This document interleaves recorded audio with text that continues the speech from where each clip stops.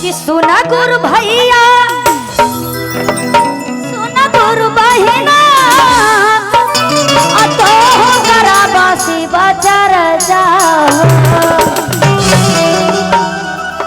जब भगवान पूरा करी हन दीदी धन दौलत कोठा अटारी अब महल अटारी यहीं पे रह जाए दीदी कितनो धन बनावा कितनो गहना जेवर पहना ये दीदी। तो बाद से विनती करते हैं हम लोग और गुरु बहना से कहते हैं कि सुना गुरु भैया और सुना गुरु बहिना तो करा बासी बचर जाओ। एक मिनट जरा ताली बजा के कौन कौन शिव चर्चा कराइबू हमरा से ना मतलब अगल बगल से कौन कौन कराइबू भैया दीदी जरा उठावा कि सुना गुरु भैया और सुना गुरु बहिना तो करई हसी बचर जाओ। आओ शिव गुरु आए धुन तोहारो या नामा केना तो तोहारो भावनामा हो। आओ शिव गुरु आए धुन तोहारो या नामा केना तो तोहारो भावनामा हो।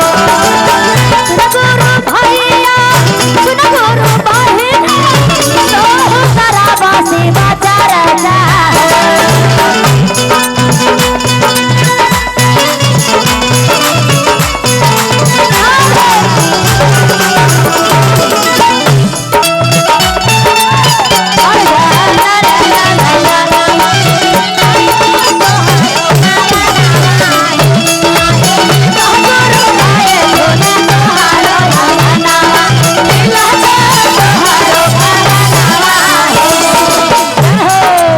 ताली बजा के दीदी जरा हाथ उठा के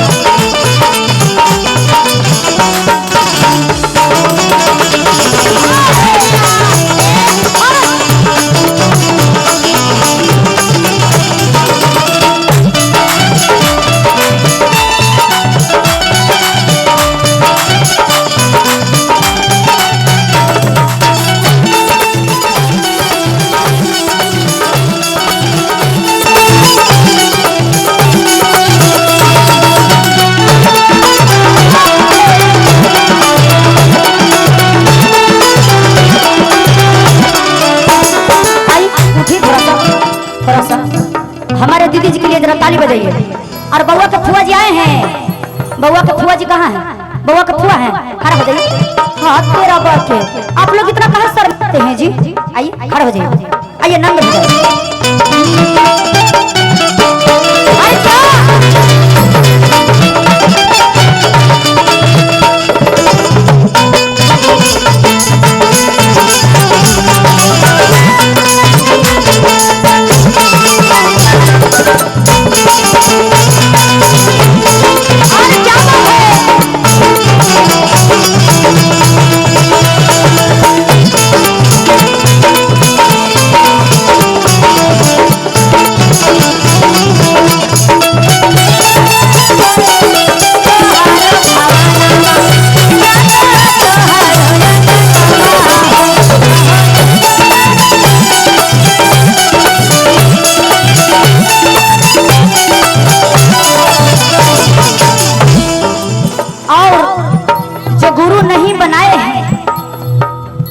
बाबा भोलेनाथ के पूजा सब लोग करते हैं ना दीदी, लेकिन जो दीदी नहीं माने हैं, शिव के गुरु नहीं बनाए हैं, वो बना लीजिएगा और दया मांगते रहिएगा। कहना है आज से खाने लाडू लागे नाहे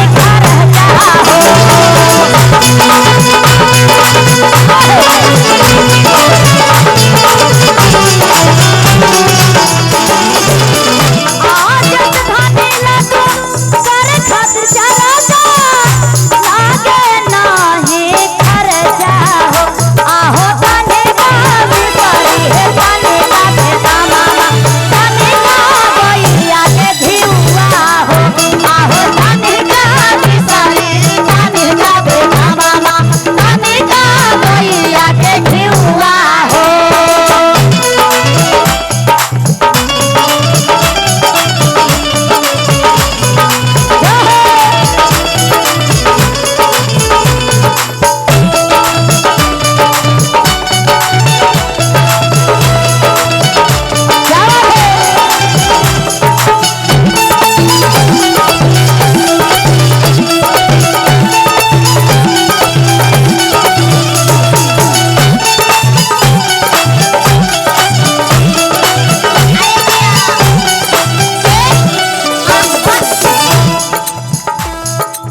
भैया हर